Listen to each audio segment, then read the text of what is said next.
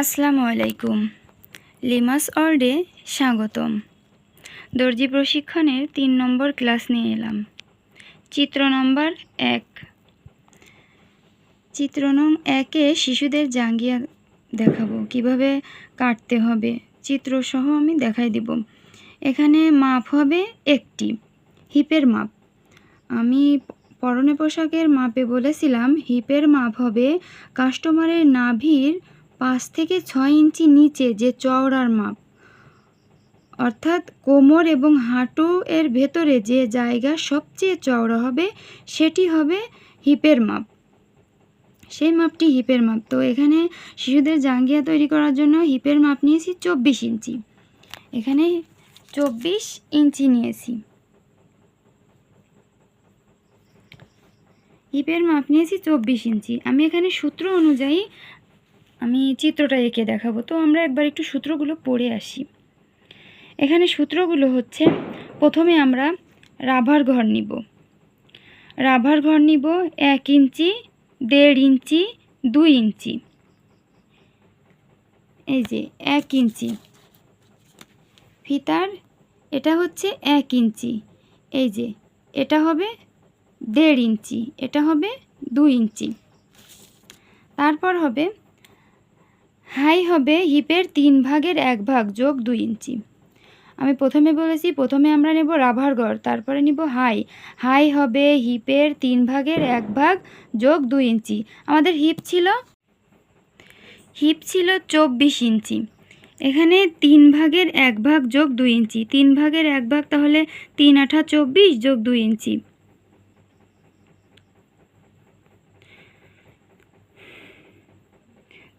দশ ইঞ্চি নিব। তারপর হচ্ছে কোমর লাইন। কোমর লাইন মুহুরি লাইন হবে হিপের 4 ভাগের 1 ভাগ যোগ 2 ইঞ্চি। হিপ ছিল 24, তাহলে 4 ছক 24, 6 ইঞ্চি যোগ 2 ইঞ্চি, 8 ইঞ্চি হবে কোমর লাইন মুহুরি লাইন এবং হিপের কোমর লাইন মুহুরি লাইন। এবার রেকটম শেপ। রেকটম শেপ হবে 1 ইঞ্চি, 1.5 ইঞ্চি, 2 ইঞ্চি, 2.5 ইঞ্চি। রাবার ঘর যা হবে তাই এই রেকটম শেপ। কাটিং শেপ হবে হাইয়ের 2 ভাগের 1 ভাগ যোগ 1 inch. Cutting shape. Cutting shape হবে হাইয়ের 2 ভাগের 1 ভাগ যোগ 1 ইঞ্চি।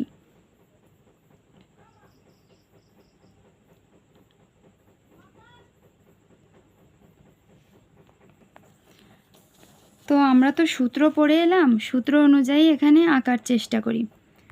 এখানে আমরা খাতায় যখন আঁকবো তখন স্কেল কিংবা ফিতার এই যে এই পাশটা ধরবো, যখন কাপড় মাপবো তখন এই ইঞ্চি লাইন ধরবো ফিতার।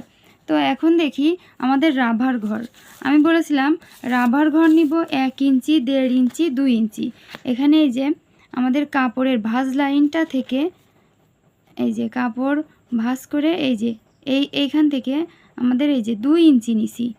এই যে দেখা যাচ্ছে 2 ইঞ্চি, 2 ইঞ্চি, এখানে 2 ইঞ্চি নিয়েছি আমি রাবার ঘর।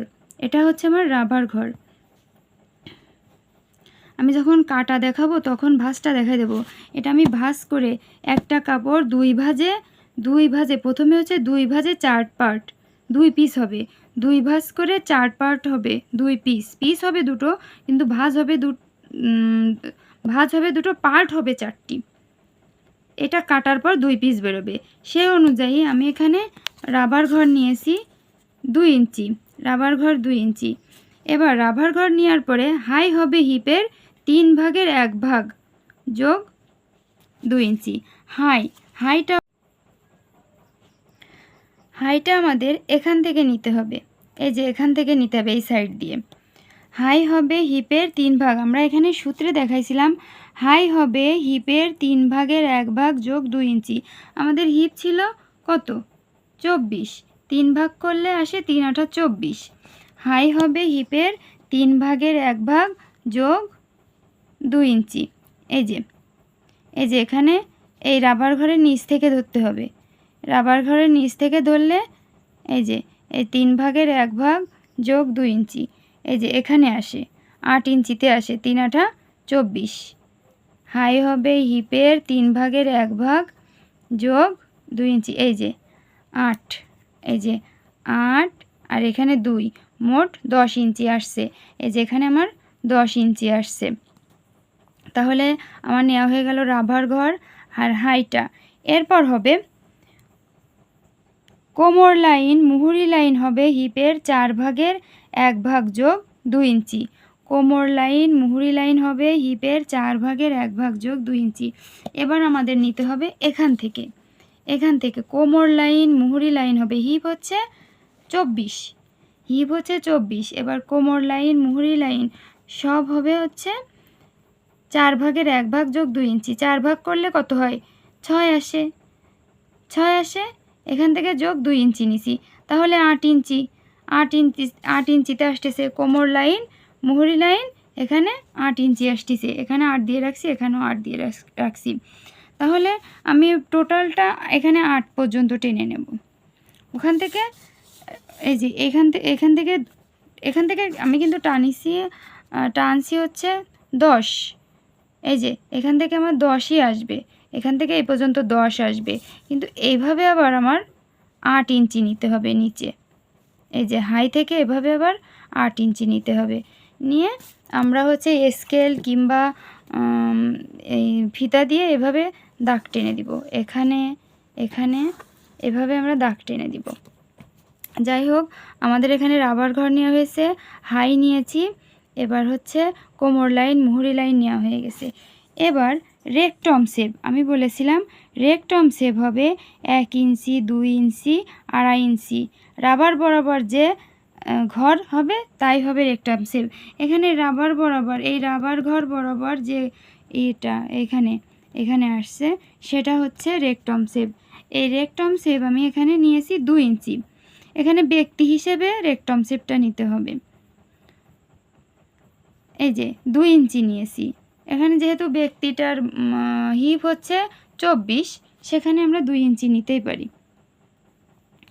রেকটম শেপ 2 ইঞ্চি নিয়েছি, আমরা রেকটম শেপটা এভাবে নিয়েছি, এভাবে 2 ইঞ্চি। এবার এরপরে হবে হচ্ছে কাটিং শেপ। কাটিং শেপ হবে হাইয়ের 2/1 যোগ 1 ইঞ্চি। আচ্ছা, আমি এই কাটিং শেপটা দেখাই।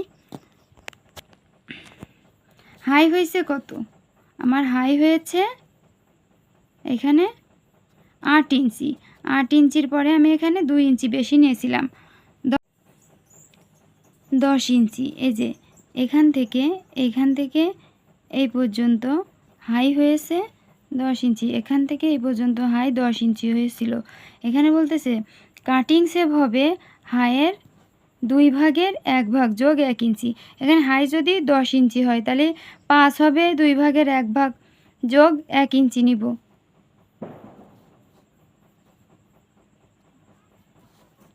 সে অনুযায়ী আমরা এখানে 6 থেকে, এই যে 6 বরাবর নিয়েছি, 6 ইঞ্চি নিয়েছি।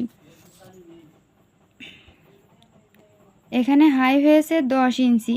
আমার কাটিং শেপ হবে হাইয়ের 2/1 যোগ 1 ইঞ্চি। এখানে যে 6 নিয়েছি, তাহলে হাইয়ের অর্ধেক হচ্ছে 5 ইঞ্চি যোগ 1 ইঞ্চি, 6 ইঞ্চি।